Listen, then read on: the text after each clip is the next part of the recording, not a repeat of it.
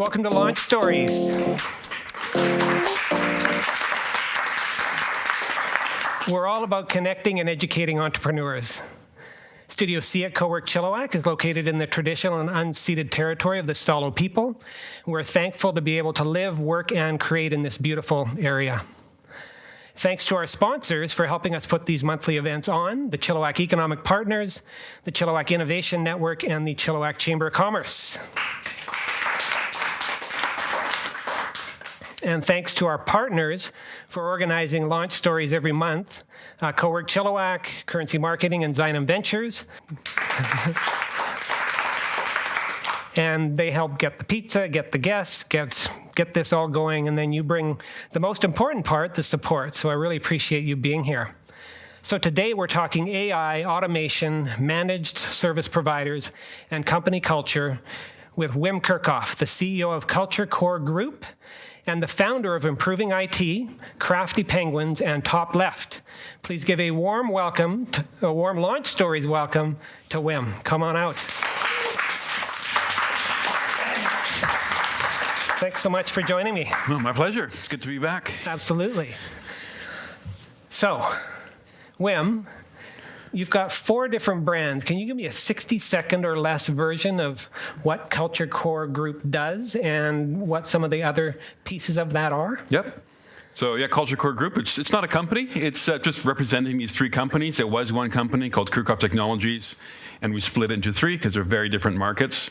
So Improving IT is actually renamed it this year from Kerkhoff Technologies. So that's the IT support division, really focusing on Microsoft, Windows technologies, working with businesses, various sizes, with their computers, servers, cloud services, different things, making sure they're secure, all those good things. Crafty Penguins is a similar model.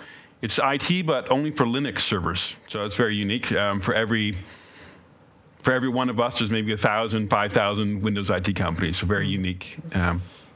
And so that's another team of about 15 people doing server support, completely remote. And then TopLeft is something I started about 10, 12 years ago with a need I had around project management and visualizing that. So we're built some software for it and helping hundreds of other IT companies with their service and help desk flow. Project ding, flow. ding, ding, 57 seconds. Very nice. Okay. Excellent. So speaking of Kerkhoff Technologies, you founded that in 2007 as a managed service provider. And we'll hear the term MSP for short quite a bit, but that's kind of the category. You had worked for a number of firms before, had some areas of dabbling in business, but this was really putting a stake in the ground. I'm going to do this. Why did you decide on this business? Yeah, so I had been working at other companies in Vancouver, and kind of a period in my life where I got engaged, just finishing my last semester of university, and bought a house.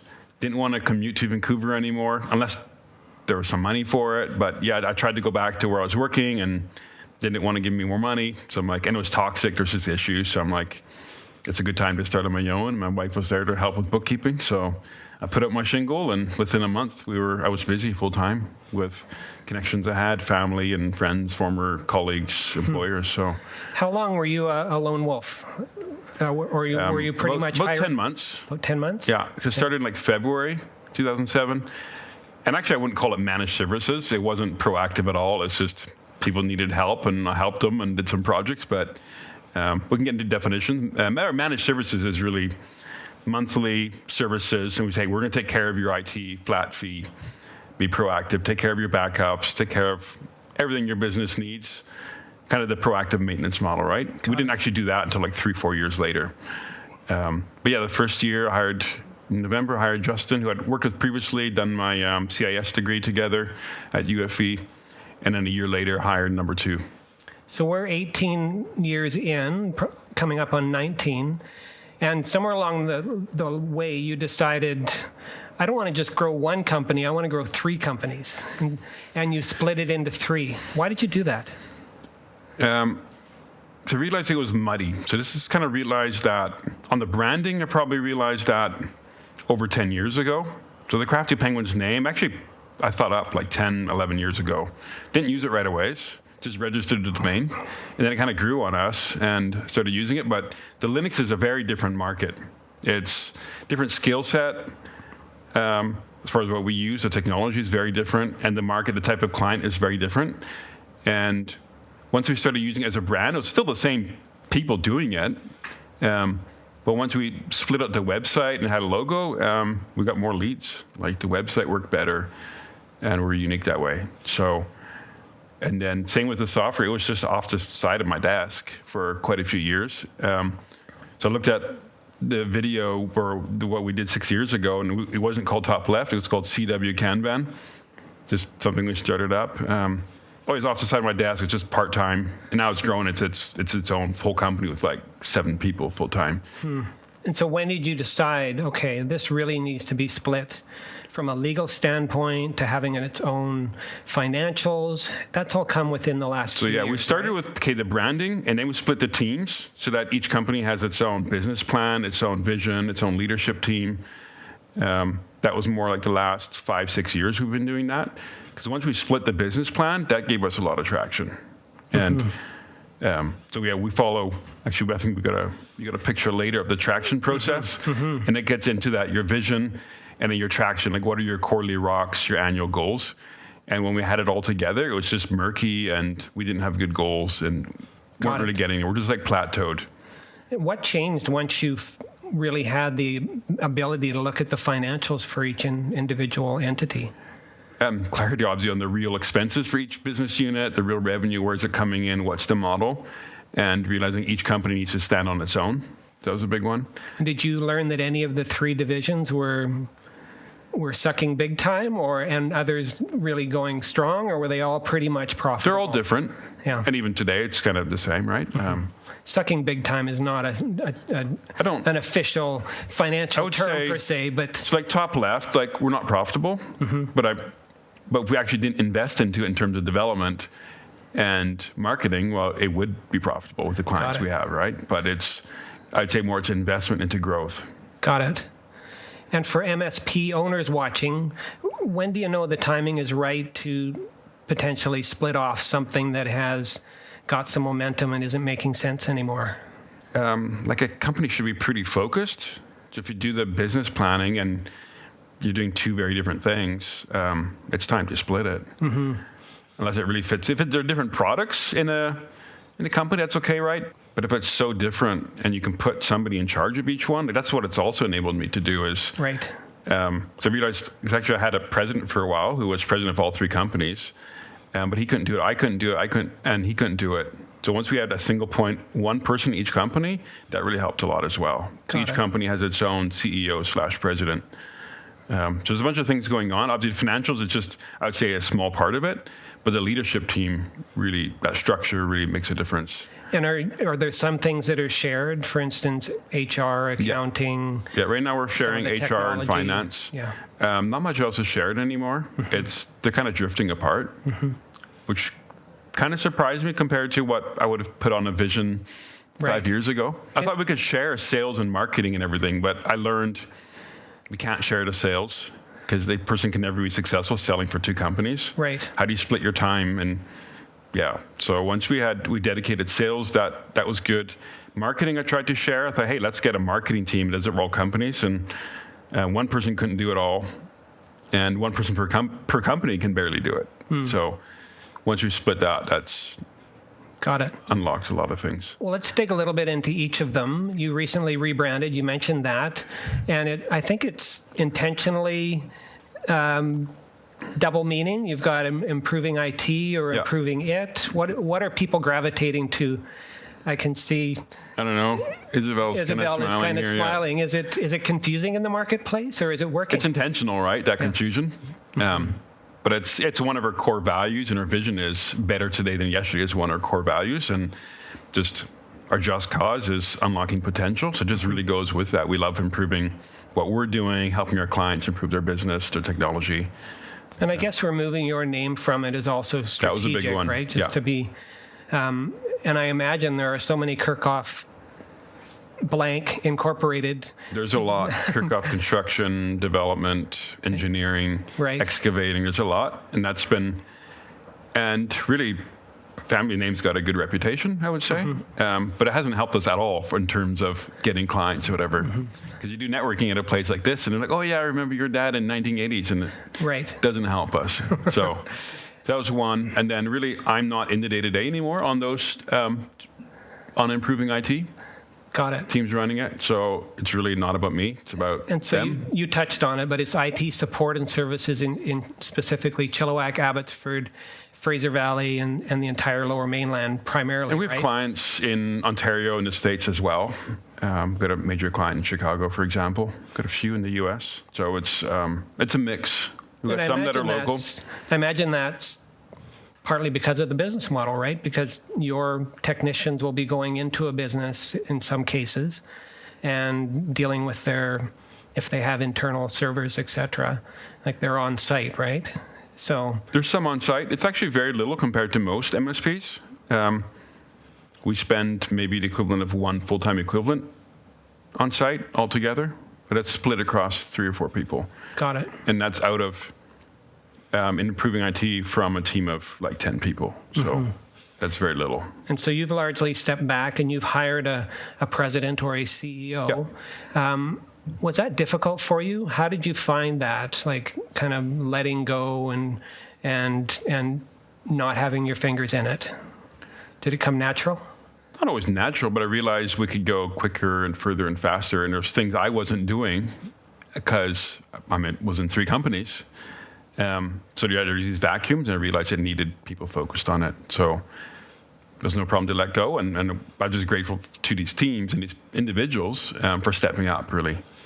And were there any stops and starts on like staffing up for that and putting people into roles, or has it been pretty seamless?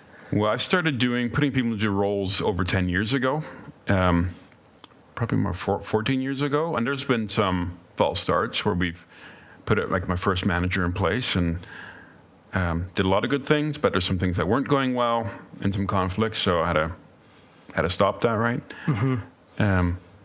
And then every time you have that, you lose a couple years of momentum. So I've had that a couple times, and so we've improved how we hire and promote people now, looking at values, fit, and just more support for them. And I imagine this is the core of your group, right? The traditional Microsoft managed services. Is it the most people dedicated to that, or is it? No, the Linux team is actually larger now. Okay. Yeah. They've really grown. And would you kind of put this in the category of more moribund, or is it still in growth mode? Are you really pouring energy into it? Into which? Improving it. Or improving IT. Improving IT. I lean to improving IT. I don't know what others do, but yeah, it's growing. I would say it's definitely a lot more competition than the Linux business. Right. Yeah, that was a question I've got in my mind. There seems to be a very competitive marketplace for this particular piece. On the other hand, Microsoft is so prevalent and every business seems to be using it, so I imagine there's lots of work for everybody. But what makes you different? That's we're obviously what's different from a lot of companies, because there's kind of smaller companies who haven't developed the maturity. They're still doing like break fix, as in your computer's fixed or your computer's broken. Help me with my computer. Help me with my printer. Help me with my server. I got hacked. Help me now. Help me get out of trouble.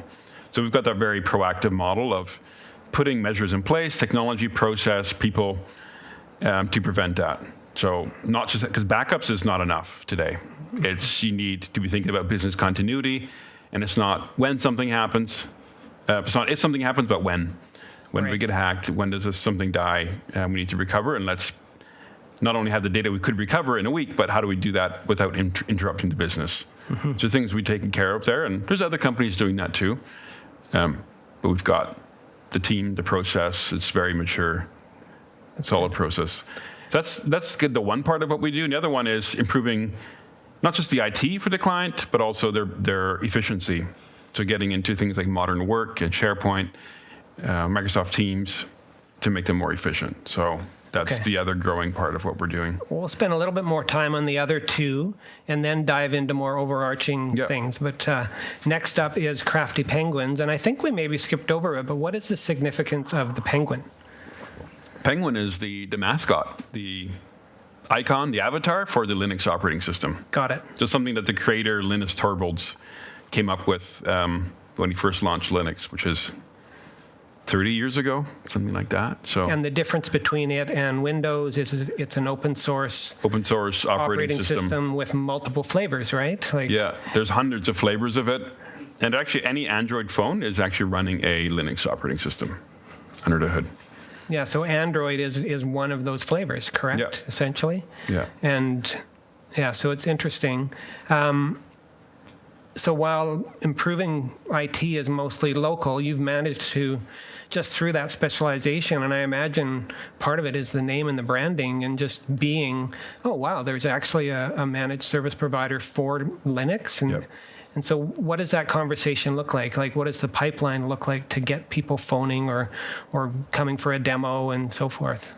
Well, we rank really well on organic, on search. Just searching for Linux consultant, Linux managed services, Linux system administrator. So we rank really well organically and on AdWords for that. So it's a lot of inbound, a lot of referrals now as well. They come in, have a conversation. They say, we love the name because it's a perfect fit. If they understand Linux a bit, and like, hey, that's great. And we love the Crafty as well, that you're creative and can solve problems. Teases that out. And so who are your clients there? Are they scaling startups that are realizing that maybe they didn't spend the time on the infrastructure at the front end and need to expand it? Or There's some what of does that that. look like? Often it's software developers who've been doing the operations and realize they're not good at it, or they just want to focus on the code. So there's that. Operations managers, COOs, CIOs will come to us. So it's all technical people. And you would basically have external access to their hardware. They might be in an Amazon Web Services. They're all in the cloud. So actually, some are on their own bare metal. They might have their own servers in a rack somewhere, in their office, in their own data center or somewhere. A lot of clouds, so Amazon, Google, Azure, DigitalOcean, a lot of smaller ones. Yeah, because in that case, from my understanding, is you can rent a box, but you have to configure that box essentially, right? Or they have some protocols that can be loaded and so forth, but that is very specialized. Yeah. Yeah. So we're basically something I pushed for early on, which is not to be tied to any particular vendor like Amazon, and not to be so close or so much in bed with them. So don't want that vendor lock-in. So we can basically manage their infrastructure regardless of what platform they're on. Bare metal, virtual containers, Kubernetes, OpenStack, VMware, whatever it is, we'll manage it. And in a standardized way. So basically we treat the infrastructure as code. So we treat it as software, so we automate a lot of that. We're not spinning CDs or loading an ISO like you would have in the old days. Right. We're never manually installing it and then going in installing packages. It's all automated. You can spin up a server in seconds. And how we access it, all standardized, lots of controls. And you're saying there. this particular of the three is now the most headcount. Yeah. And they're far-reaching. Are there many of these folks in Chilliwack, or most of them remote? I think we got one very small client in Chilliwack, Okay. but it's 100% remote. We never visit clients. I think we visited one client last year. They're our largest clients. We're like, hey, yeah, and we're in Chicago anyway. Like, hey, we should meet them. But Right. otherwise, it's we never meet them, and we never touch their physical infrastructure. It's purely remote. So our teams across Canada, probably 60-70% of the revenue is U.S. And have you found any barrier to that? They don't care? They're paying in U.S. dollars, or? Most are, they got really confused by Canadian dollars, and they couldn't pay an invoice. Yeah. So we set up U.S. accounts and billed in U.S. dollars. That helped a lot. Some struggle to do a wire. Right. So we set up ACH for that, the U.S. account. There's still some that, because we're Canadian, they won't do business with us. So eventually we'll have like a U.S. subsidiary. Right. Like a lot of government contracts, defense, different things. And overall, how's this business doing? Doing great. Awesome. Yeah. And you see a real upside Yeah. going forward. And the third piece is TopLeft. It's a SaaS tool to help MSPs tame project chaos. I looked through your website, and a lot of the acronyms mean something to you and your market, but what is a PSA? Professional services automation. Okay. So that's the software we use at Improving IT and Crafty Penguins for billing, agreements, contracts, invoicing. Got it. CRM. Yeah. And so a PSA would be some of these ConnectWise and Autotask. Yeah. And how is your product different than those? This is a layer on top of it? A lot of them are pretty old now. They're like 20, 30 years old, and they're like glorified Excel files. So yeah, it's a database, and the database might be good, but the interface is a bunch of fields, a list of stuff. It's not visual at all. So we bring that. Got it. And so our visual is like sticky notes on the whiteboard. You can see it here with this Kanban or the screenshot. Kind of small, but it's like might have seen like a Microsoft Planner, a Trello, Asana, Monday.com are quite popular now. Jira is a big one in the software dev world. So it's inspired by that, but integrated and basically an add-on for their existing software. So they don't need to move, they don't need to re-enter their information. And so basically software as a service is you're renting it. It's a subscription. And are you doing it per head that's using it within a company? Or per user that's using it, yeah. Yeah, so that's pretty traditional model. And you mentioned you've been going about a decade or so, starting as a side project and then more formally now. And I see, as I was looking at your website and grabbing this, you've got a webinar coming up in now less than 2 days. Yes, yeah. How does webinars feed into what you're doing? It's part of the whole marketing funnel because it's a great excuse to email people and call people, invite them, and build some trust, show some expertise. I also try to bring in a client for the webinar, so the clients are presenting. So it's kind of actually a conversation like this. It's basically a podcast interview, but I get them to show their visuals, share their story, their before and after. And that's way more convincing than a sales guy like me jibber-jabbering and trying to convince people, right? Got it. Yeah. And do you do traditional demos of it? And So that's our sales motion is they book a demo. Very rarely do they actually just buy online like they could. We do have the shopping cart and stuff for that. They book a demo, do a proposal, sign them up. And if you found that there's a kind of an aha moment of, okay, I see how this could help us, is it a consistent pattern that you're seeing, or is it kind of all over the map? It's when they can see, okay, my projects are like this, but I can visual like this, and I can see the pipeline, that left to right flow of work, and see where stuff is not moving ahead. They're like, wow, this was like hidden to me before. It was murky before, just drowning in data. And they're like, hey, these are the actual tickets, the projects I'm going to deal with. They're like, yep, I want that. It's just everything on one screen. You don't have to go 3 different places. Teams on the same page. It seems like a thing that some of these companies would see, look what TopLeft is doing. Maybe we should do that as a native. But then you also mentioned that they're old and antiquated. And they move slowly. And then when they do it enough to be done. It's like a project for the year. And then they never come back to it and they never really polish it. And they've got so many things in their roadmap because their product suites are monstrous. They got that problem, and then they've got a problem that they've gotten big. They've sold, purchased by private equity and stuff for billions of dollars, and they lose their good people. And so we're a small, nimble team, and we can move quickly. And this is all we do is these Kanban agile interfaces. And you mentioned Kanban a few times. What is that term? Basically means a visual sign. Got it. Or a signboard. So it comes out of Japan, 1950s-ish. Like companies like Toyota got into this because they realized they're way behind U.S. manufacturing, and they actually leapfrogged with some simple methods. No fancy AI, no algorithms, no big software, but just simple things, visualizing the work and streamlining the workflow on the shop floor. And so that's where this comes from. It's just making it visual. So in knowledge work or any sort of, even actually like if you're cleaning your garage, you're like, hey, I got all these tasks to do, and it's going to take me a few weeks. You could create a Kanban, which is columns.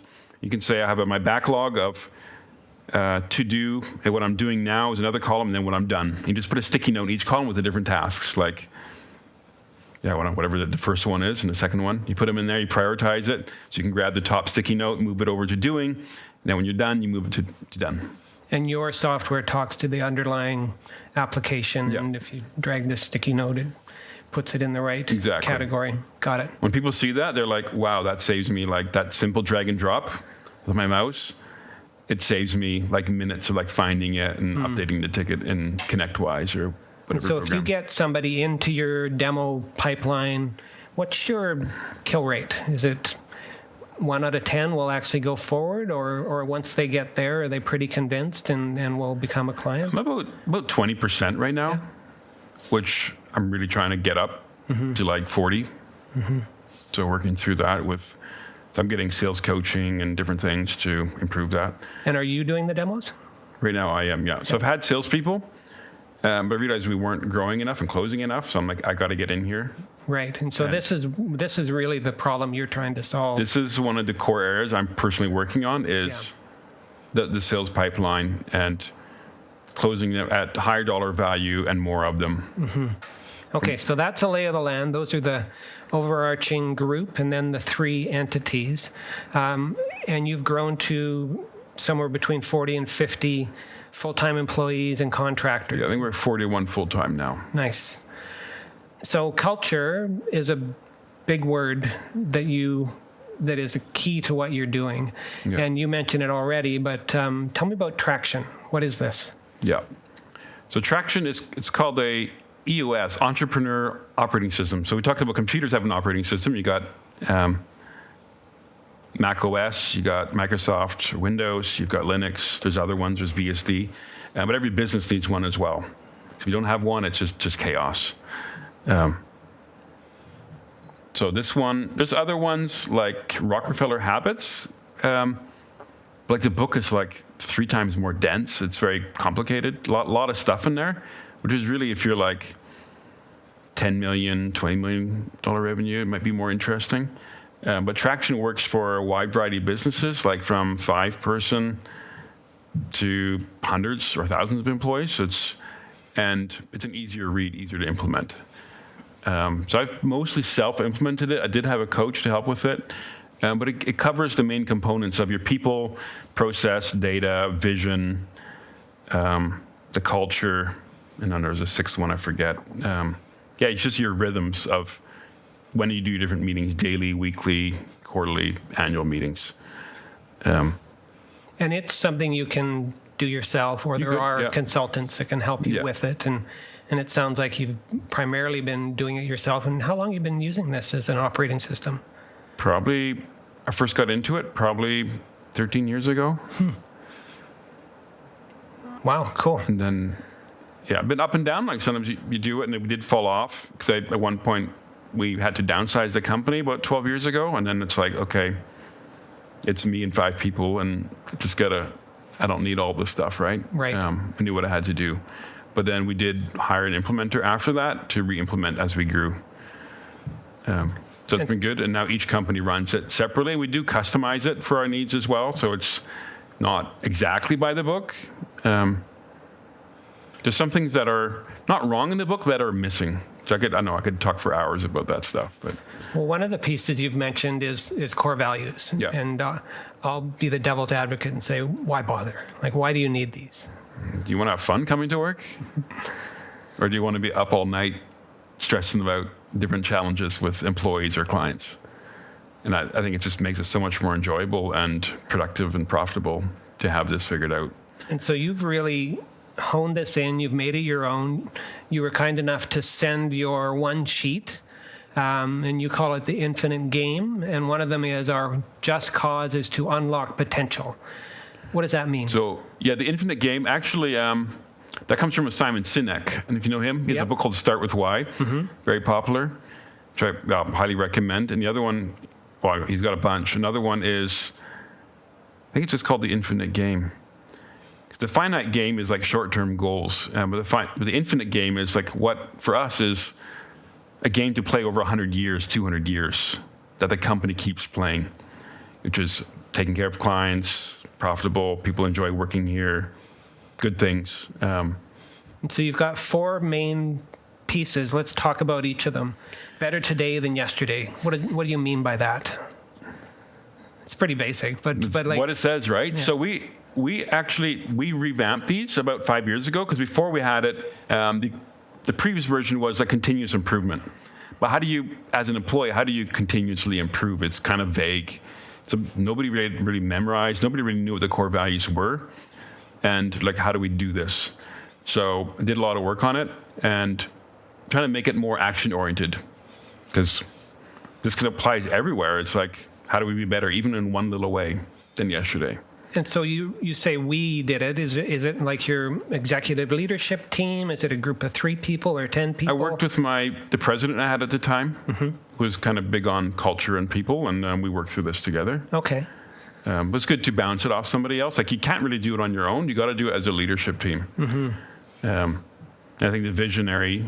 So basically, the Traction book talks about, you have a visionary and you have the integrator. Integrator is more operations. Vision was always looking forward and 1,000 ideas, kind of classic model. And what bucket did you find yourself after reading that? Or you? I'm highly visionary. Yeah, you want somebody else to not so good at the integration. Got it. Got it. Yeah. So but then we realized that can lean into challenges. Okay, that has a lot of value, but we added the bullet points. Like, what does that mean? So we seek other people's perspectives, lean on other people's experiences and wisdom. So don't try to figure it out all on your own. Like, there's lots of great people, lots of wisdom, lots of knowledge out there. Be willing to try and fail until you succeed. That's just part of it. Don't give up. Eat the elephant. How do you eat an elephant? One bite at a time. But where do you start? The tail or the nose? I don't know. Realize I'm going with nose. Yeah, realize that challenges make us stronger. Lean into challenge. So that's been helpful when I did that project. It's kind of the stuff I believed and I saw, but just kind of codifying that and articulating it has been really helpful. And how does it show up? Like, is it, you have a one-pager, are you constantly coming back to it? Is it core to how you're meeting? We do. So we did work to operationalize it, because that's one thing. Like, look at Enron is the classic example. They had core values on their wall, and yet massive fraud and issues. So operationalizing it and living it is the key thing. So where we refer to them in hiring, if there's any sort of conflict, looking back at them. If we're like, hey, what's wrong with this client relationship? And then we realize, wow, there's like a core value mismatch.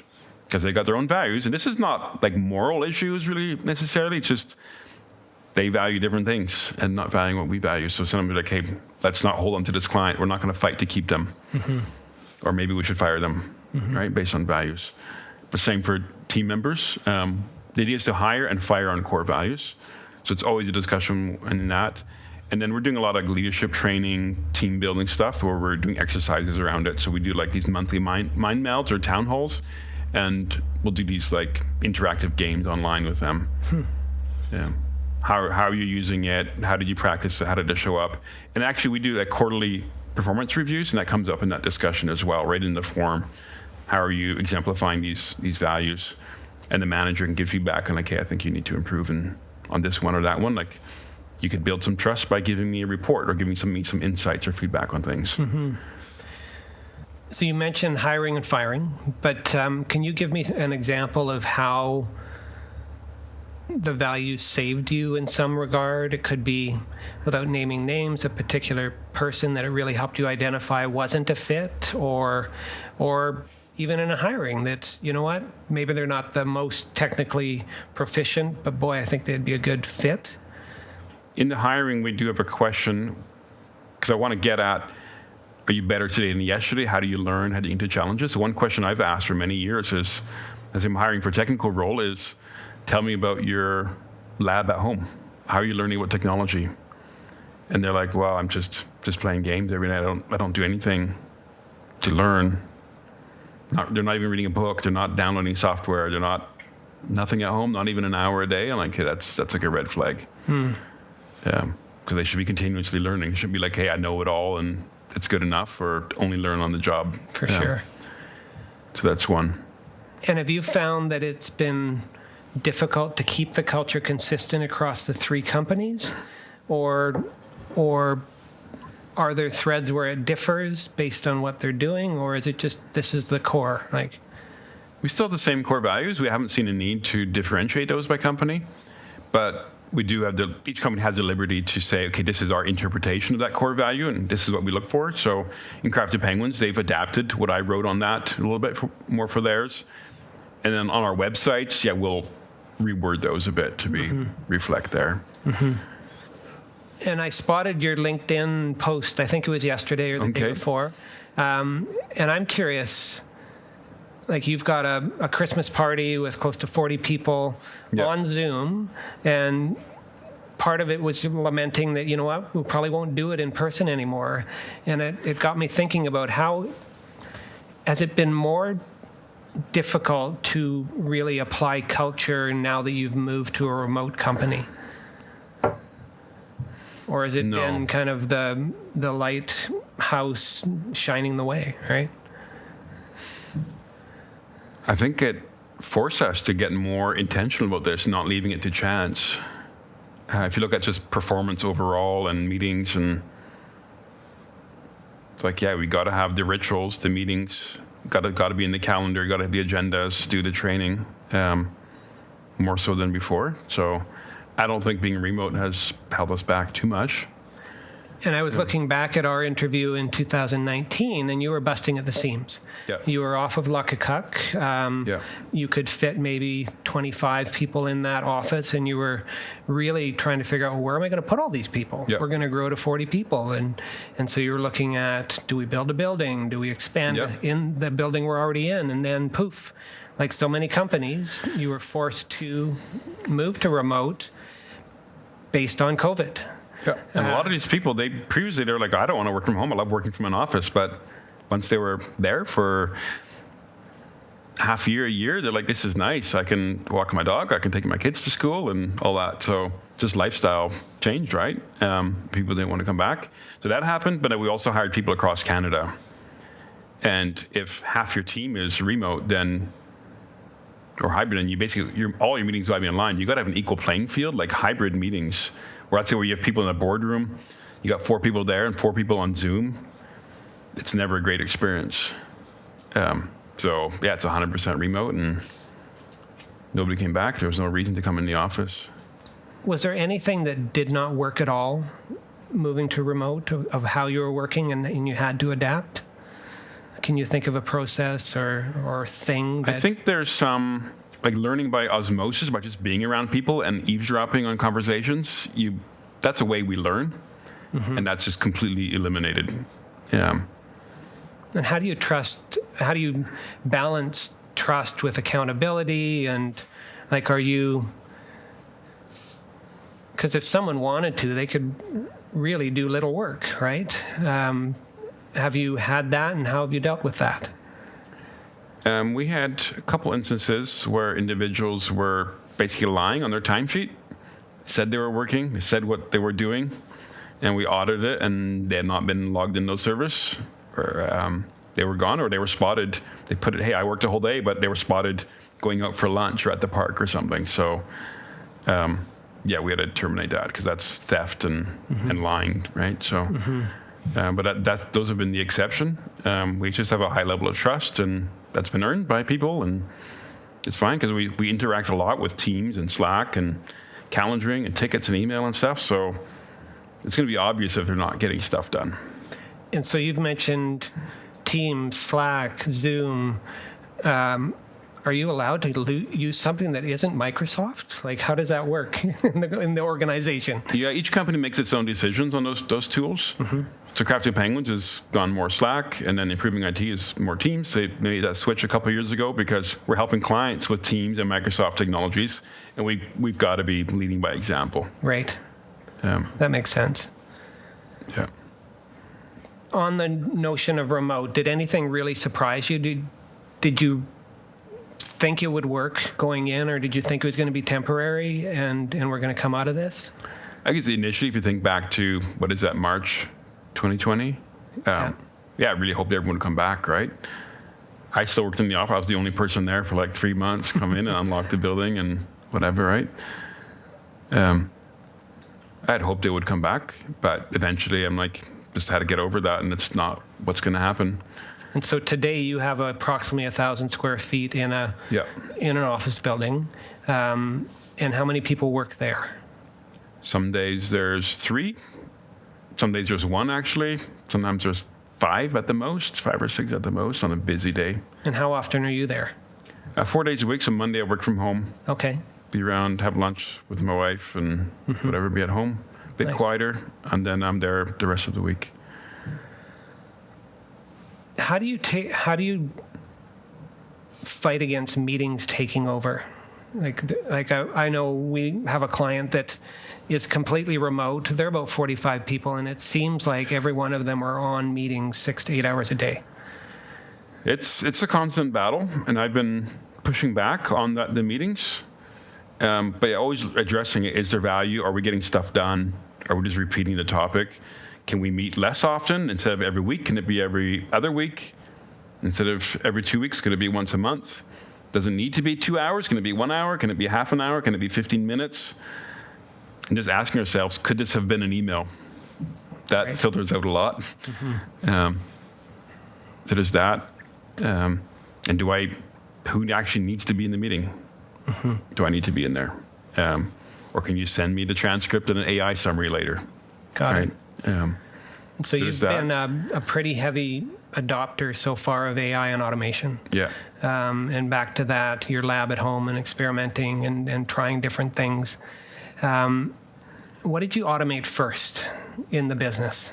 Well, I want to share what I did last because it connects Okay. to the previous topic of the calendar. So I wrote an AI agent, I think a week or two ago, which takes my calendar and analyzes it compared to my ideal, what I want for the flow of the day, when is my best energy and thinking time. And I've got to get my projects done. I've got to get my sales calls done. I've got to be available for people in Europe and in Australia, which is like early morning, late afternoon. I need time for emails, different things. So it takes everything in my calendar, analyzes it, and then sends to my executive assistant, here's the issues to fix. And I say I want a max of like 18 hours a week in meetings.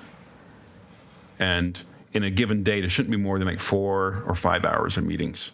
So it does that. So it's kind of automation and AI. So automation to go to my Outlook calendar, grab all the stuff, and then dump it into, I think I put it into Claude AI to analyze it, and then send an email to my EA and myself.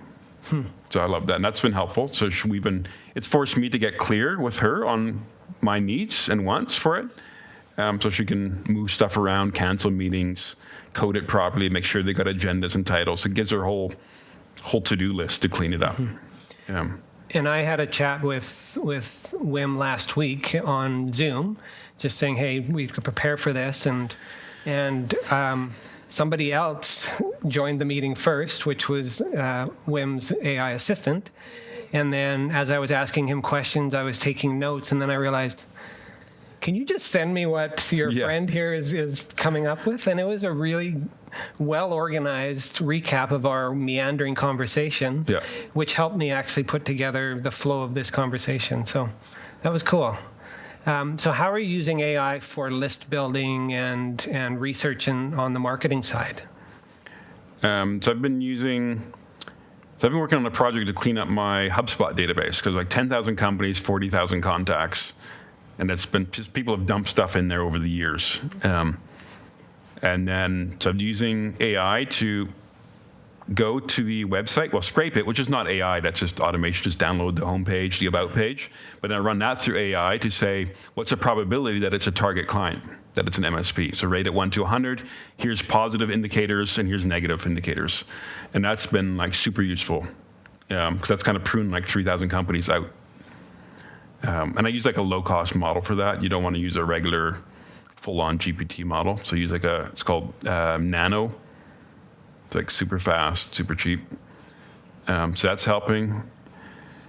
I'm using AI in the sales pipeline. So obviously I record every call, but then I can take that transcript and say, okay, what are my next steps for this? And then draft an email follow-up based on what we discussed. So yeah, I take very minimal notes in meetings now, just focus on the conversation. And that actually feeds even right into the proposal. If I can draft a whole proposal with all the pricing in like under 5 minutes with that. Whereas doing it manually could be an hour, 2 hours.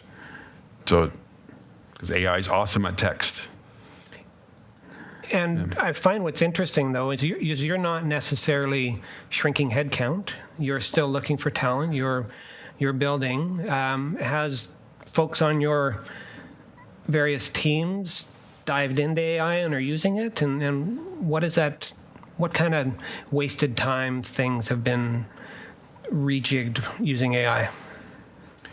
Yep, one of my guys that actually, the guys who's like my CFO and partner in Crafty Penguins, Chris, he got into AI for the development, writing code. So we're doing some things with timesheets and QuickBooks and ConnectWise to crunch all this data around vacations and accruals. Something that was manually, it's kind of error prone, doing it in Excel files. So he wrote the automation, and I think doing it manually would have been months and months of work, but he did this in a couple of weeks, just generating the code, basically the whole vibe coding thing, letting the AI write thousands of lines of code, and it works really good. And I think you're in a unique position, and your partner, where you understand fundamentally how things are written. I think the biggest fear with folks that are not tech savvy potentially, and they're vibe coding, they don't really know how to review what's been spit out or what is wrong with that. If the shift goes so far that way, what do you see the future looking like? Well, it's been interesting because some companies have let a lot of people go because of AI, but there actually turns out that a lot of them, some of them are rehiring as well. But different roles, they probably reconfigure that a bit. I would say the AI is more like a 10 times multiplier. So if somebody was sloppy, it just makes them sloppier. If they were smart, it makes them that much smarter. That's how somebody put it. I'm like, hey, that makes a lot of sense. But you got to know the concepts. Whatever you're doing with it, whether it's sales or marketing, writing code, you got to know the concepts. It's a tool. It's artificial intelligence. It's not real intelligence. Like, it needs to be managed. You need to be able to vet it. So it's making a lot of changes on education and systems and everything. Where are you on the scale of AGI is just around the corner and the Terminator is like looming, to this is the greatest thing ever? Like, where with your extensive use of it at this point, how are you feeling about it? There's concerns with that, but I'm pretty optimistic on it. I think everyone should be getting into it. I feel like how important core values and things are to your company are not necessarily in some of the leadership at the very largest companies. Which is sad, right? When you look at OpenAI letting go of all of their safety managers, for example, because of their impeding progress. And it would be good if they followed the Wim Kerkhoff way, right? So, but we'll see. We'll see what happens. Very concerned you hear of people committing suicide because they had a chat. Sure. And the model is, I do believe it is got some safe measures in there. But yeah, if you're chatting up with it, you'll convince it to play along with you and be nice and say yes to you, right? So and there doesn't seem to be any real responsibility at that level, right? No. And they're more fascinated by what this thing is doing, and we'll see. So how do you think this is affecting your core business of the MSP? Like, will you be automated out of use, or will you become even more important as an industry? We haven't seen it impact us yet. But I'd say in Crafty Penguins, it was mentioned as a potential threat. That's what we talked about. We're helping these enterprise IT teams, these development teams, to do things that they're not so good at, but now, or they don't want to be doing, but now they can use AI to get the answers instead of coming to us. And so it may reduce some of the demand on us in some ways. On the flip side, we can use it to be more efficient and improve margins and efficiency. So I always take that sort of balanced view. There's like with the industrial revolutions, the jobs shifted a lot. Through all these revolutions, things changed. When computers came out and spreadsheets came out, you couldn't hold on to your abacus, right? Right. There's more jobs. So the market shifts around. Some disappear and some new jobs are created. So I always look at that upside of it. We've talked about it a little bit, but let's dig into hiring. And specifically for small to mid-sized tech companies, right? The Salesforces and Googles and stuff are doing these we're going to strip out 10,000 people in middle management, but that doesn't apply to your world. Like, how are you finding the reality of hiring? Is it harder to find tech skills or people skills? Like, what does it look like locally and globally for you? I'm throwing these multiple part questions. Yeah, there's a lot in there. Depends on the role. Something we have some needs for, I say, for improving IT, for local, at least like a hybrid role that they can go on site. Even though most of what we do is remote, there is some on site that needs to happen. So having them in the area and with the people skills to be good with the customer and to follow up and just do good work. That's been a challenge. Like, we can get somebody remotely, no problem, anywhere in Canada. But that's been a challenge that way. The people skills, something we look at more at is the core value, because you can't train somebody to care. Like, there's certain things they have to have innate. Attention to detail, following instructions, building trust, those core values. That's a big part of what we look at in the hiring process. And have you been finding that you're hiring more senior folks over the years, or are you still hiring entry-level folks coming out of university? It's hard. Like, I'm a big fan of getting interns and students. We did hire 7 students or new grads in the last year. I shared that in that LinkedIn post, which is a lot. But it's, for somebody who's absolutely green, a lot of what we do is pretty advanced. Mm-hmm. If it was simple, the client just does it themselves, or we do it really quick. So in the old days, you'd do this bench work, like assembling computers. Well, we just buy them off the shelf, ready to go. Often we just drop ship them even, so we don't even touch the computer. Drop ship means we order from a distribution or a reseller, and it goes directly to the client. We don't even touch it.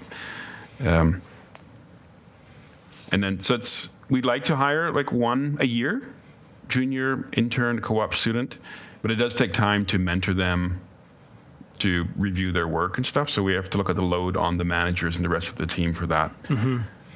And do you find that's more in the Windows MSP or Linux, or across the board that your interns are coming through?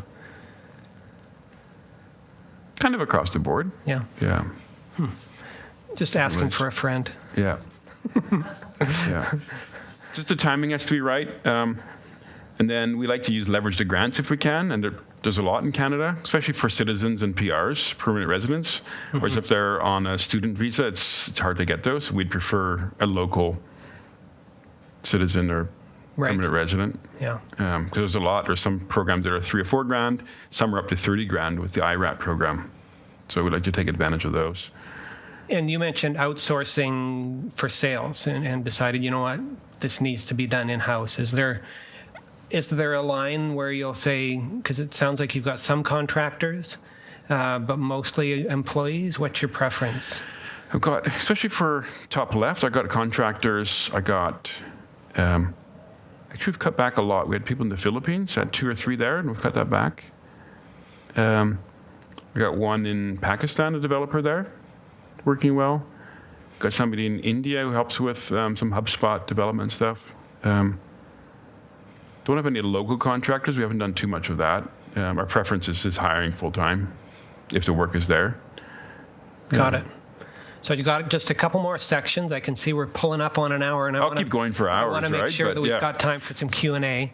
But I'd like to dig into the balance in your mind, like of founder mode versus future thinking, and you're pulled different ways, but you seem to be an incredibly structured, disciplined. You shared that you're in the middle of a 7-day fast right now. You've run marathons. You seem to have a balance. I asked you, you must have advice. What's your favorite Netflix show? And he said, I don't have any of the streaming services. I'm off that. And so how do you keep it all together? Like, what makes you tick? Not to mention 5 kids, very active 6 kids, very active in your church. Yeah. There's a lot going on. Yeah, I take on a lot. I'm structured, mostly. I think it's just the whole continuous improvement is a big focus. Like YouTube does this year in review thing. Right. And it's like your top thing you're looking at is like personal improvement, something like that, right? So I love that, right? Just the whole better today than yesterday and unlocking potential. I think we've all got a lot of God-given potential and we're scratching the surface, right? So some of it is I bring on a lot too much for myself, a lot of overwhelm. I set very high standards, which are not even realistic. Like I wouldn't put on anybody else, but I put on myself. So that's something I'm still working through with my coach, my psychologist, who I meet with every week, is making it more sustainable and not overloading it, overwhelm, and always feeling like a failure. Because that's, even with all this, I feel like a failure because I didn't get done today what I set out to do. I wrote down, actually today I did, because I learned from yesterday. I'm like, okay, I got to get to my urgent emails, and I didn't do it. So today I was like, okay, that's the one thing again. And I got it done. Because I used to be like, hey, here's 10 things I need to do today, and I got 3 of them done because other stuff came up, and I didn't account for Slack conversations or my Zoom meetings. So I'm trying to reset the bar. So it looks like right now, TopLeft is taking some priority. You're trying to really figure stuff out and so forth. It's 95% of my time. I really spend a half an hour a week in the other 2 companies. And do you see yourself eventually pulling back a little bit from that and diving into some of the other areas again, or? I don't see myself really digging back into the other companies, no. Okay. No. It's kind of a one-way street, it feels like. Once you let go and you've got a team running it, I don't think they want me in there, and it's kind of like a problem that's been solved for me, and I love the new problem, the new challenge. And I imagine with a SaaS, the upside is exponential. There's a lot, yeah. And so many MSPs you could be selling to and so forth. So we're going to end with some rapid fire. And these are short questions with short answers. Short answers. Okay. One workflow every MSP should automate this year. If I thought back to where I was 6-7 years ago, that would be the invoicing and timesheets. Okay. So that's what I automated. Nice. So I didn't want to do it anymore, so I automated and handed it off. One hiring rule you will absolutely not break. No red flags. Okay. If I got a red flag or somebody else does, then pass. One culture habit that actually pays off. I'd say it's the values. Yeah. And one AI use case MSPs are ignoring in general that you can see. I don't know. There's so much there, right? I don't know if it's just there's one, but. Well, those are just all of my questions. Yeah. Before we dive into questions from the audience, tell us more about Culture Core Group, what you're looking for, what you're hiring, where they should go for more information, and where you see it in 2 or 3 years. Well, the Culture Core website is culturecoregroup.com. So we've got profiles, pictures of the team there. All the job postings across all the companies are there. So we're hiring a systems engineer for improving IT, salespeople for TopLeft. There's always a general application there, which we do go back or we do a review and reach out to. And then Linux engineer is the other one, Linux DevOps engineer. So you're hiring. Yeah. Obviously. Amazing. Yeah. So thank you so much for sharing your launch story and where you're at. Let's hear it for Wim.